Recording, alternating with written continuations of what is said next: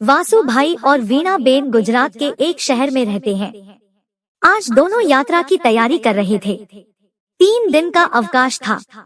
वे पेशे से चिकित्सक थे, लंबा अवकाश नहीं ले सकते थे, परंतु जब भी 2-3 दिन का अवकाश मिलता छोटी यात्रा पर कहीं चले जाते हैं।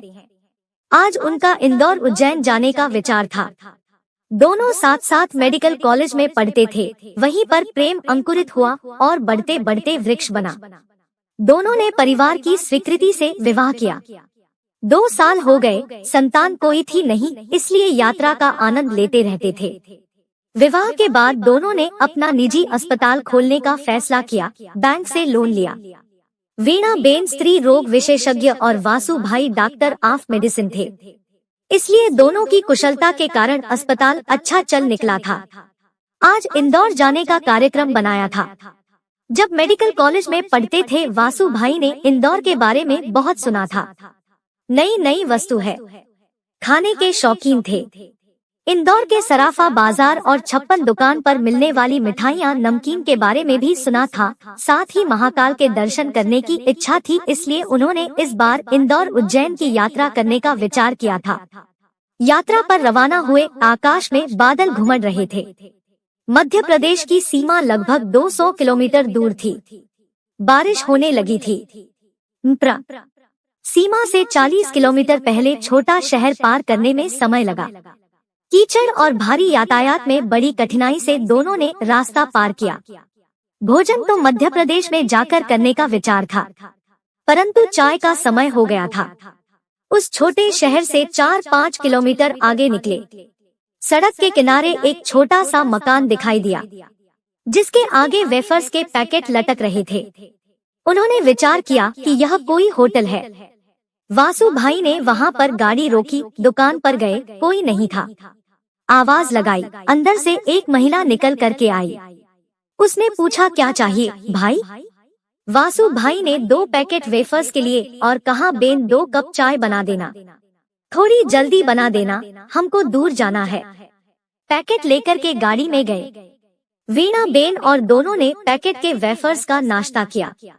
चाय अभी तक आई नहीं थी। दोनों कार से निकल करके दुकान में रखी हुई कुर्सियों पर बैठे। वासु भाई ने फिर आवाज लगाई। थोड़ी देर में वह महिला अंदर से आई। बोली, भाई बाड़े में तुलसी लेने गई थी, तुलसी के पत्ते लेने में देर हो गई, अब चाय बन रही है। थोड़ी देर बाद एक प्लेट में 2 मैले से कप लेकर के वह गर्मा गर्म चाय लाई। मैले कप को देखकर वासु भाई एकदम से अपसेट हो गए और कुछ बोलना चाहते थे, परंतु वीणाबेन ने हाथ पकड़कर उनको रोक दिया। चाय के कप उठाए, उसमें से अदरक और तुलसी की सुगंध निकल रही थी। दोनों ने चाय का एक सिप लिया। ऐसी स्वादिष्ट और सुगंधित चाय जीवन में पहली बार उन्होंने पी। उनके मन की हिचकिचाहट दूर हो गई। उन्होंने महिला को चाय पीने के बाद पूछा, कितने पैसे? महिला ने कहा, 20 रुपए। वासु भाई ने 100 का नोट दिया। महिला ने कहा कि भाई छुट्टा नहीं है, 20 छुट्टा दे दो। वासु भाई ने 20 रू का नोट दिया। महिला ने 100 का नोट वापस किया। वासु भाई ने कहा कि हमने तो वेफर्स के पैकेट भी लिए हैं। महिला बोली, यह पैसे उसी के हैं, चाय के पैसे नहीं लिए। अरे चाय के पैसे क्यों नहीं लिए? जवाब मिला, हम चाय नहीं बेचते हैं, यह होटल नहीं है। फिर आपने चाय क्यों बना दी? अतिथि आए, आपने चाय मांगी, हमारे पास दूध भी नहीं था। यह बच्चे के लिए दूध रखा था, परंतु आपको मना कैसे करते, इसलिए इसके दूध की चाय बना दी। अभी बच्चे को क्या पिलाओगे? एक दिन दूध नहीं पिएगा तो मर नहीं जाएगा। इसके पापा बीमार है, वह शहर जा करके दूध ले आते, पर उनको कल से बुखार है। आज अगर ठीक हो जाएंगे तो कल सुबह जाकर दूध ले आएंगे। वासु भाई उसकी बात सुनकर सन्न रह गए। इस महिला ने होटल ना होते हुए भी अपने बच्चे के दूध से चाय बना दी, और वह भी केवल इसलिए कि मैंने कहा था अतिथि रूप में आकर के। संस्कार और सभ्यता में महिला मुझसे बहुत आगे है। उन्होंने कहा कि हम दोनों डॉक्टर हैं, आपके पति कहाँ हैं बताएं। महिला उनको भीतर ले गई। अंदर गरीबी पसरी हुई थी।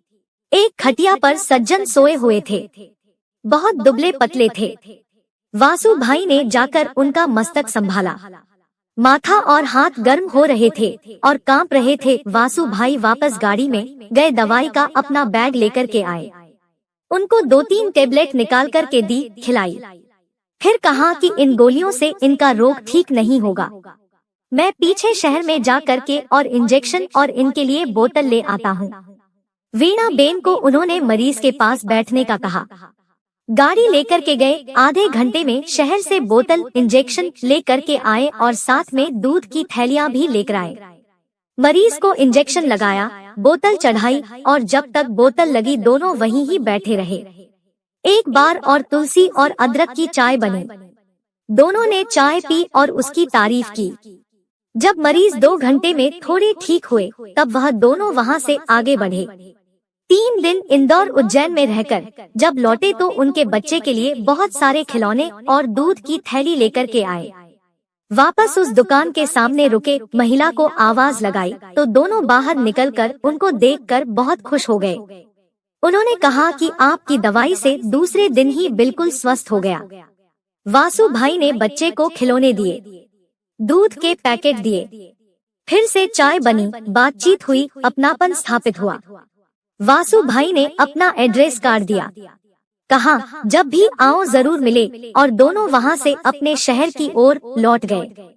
शहर पहुंचकर वासु भाई ने उस महिला की बात याद रखी। फिर एक फैसला लिया। अपने अस्पताल में रिसेप्शन पर बैठे हुए व्यक्ति से कहा कि अब आगे से आप जो भी मरीज आए केवल उसका नाम लिखेंगे, फीस नहीं लेंगे, फीस मैं खुद लूंगा। और जब मरीज आते तो अगर वह गरीब मरीज होते तो उन्होंने उनसे फीस लेना बंद कर दिया। केवल संपन्न मरीज देखते तो ही उनसे फीस लेते। धीरे धीरे शहर में उनकी प्रसिद्धि फैल गई। दूसरे डॉक्टरों ने सुना, उन्हें लगा कि इस कारण से हमारी प्रैक्टिस कम हो जाएगी और लोग हमारी निंदा करेंगे। उन्होंने एसोसिएशन के अध्यक्ष से कहा। एसोसिएशन के अध्यक्ष वासु भाई से मिलने आए। उन्होंने कहा कि आप ऐसा क्यों कर रहे हो? तब वासु भाई ने जो जवाब दिया उसको सुनकर उनका मन भी उद्वेलित हो गया। वासु भाई ने कहा कि मैं मेरे जीवन में हर परीक्षा में मेरिट में पहली पोजीशन पर आता रहा। MBBS में भी, MD में भी गोल्ड मेडलिस्ट बना, परंतु सभ्यता, संस्कार और अतिथि सेवा में वह गांव की महिला जो बहुत गरीब है वह मुझसे आगे निकल गई, तो मैं अब पीछे कैसे रहूं? इसलिए मैं अतिथि सेवा में, मानव सेवा में भी गोल्ड मेडलिस्ट बनूंगा। इसलिए मैंने यह सेवा प्रारंभ की और मैं यह कहता हूं कि हमारा व्यवसाय मानव सेवा का है। सारे चिकित्सकों से भी मेरी अपील है कि वह सेवा भावना से काम करें, गरीबों की निशुल्क सेवा करें, उपचार करें। यह व्यवसाय धन कमाने का नहीं, परमात्मा ने मानव सेवा का अवसर प्रदान किया है। एसोसिएशन के अध्यक्ष ने वासु भाई को प्रणाम किया और धन्यवाद देकर उन्होंने कहा कि मैं भी आगे से ऐसी ही भावना रख कर के चिकित्सकीय सेवा करूंगा। नमस्कार दोस्तों, कहानी अच्छी लगी हो तो कृपया चैनल को लाइक और सब्सक्राइब करना ना भूलें। धन्यवाद।